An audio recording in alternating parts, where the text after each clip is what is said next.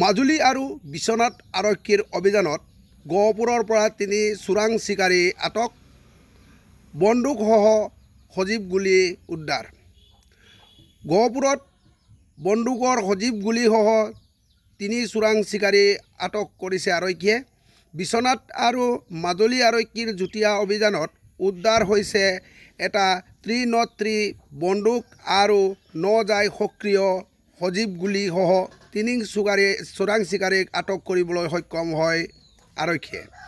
এক গোপন সূত্ৰৰ খবৰৰ ভিত্তিত গহপুৰৰ দণ্ডিপথাৰৰ দেৱজিৎ পেগুৰ ঘৰৰ পৰা উদ্ধাৰ কৰিবলৈ সক্ষম হয় বন্দুকটো।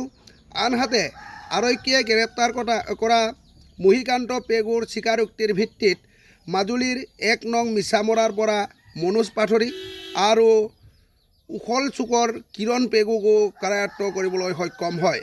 বৰ্তমান গহপুৰ আৰক্ষীয়ে অধিক তথ্যৰ বাবে সোধা পোছা অব্যাহত ৰাখিছে।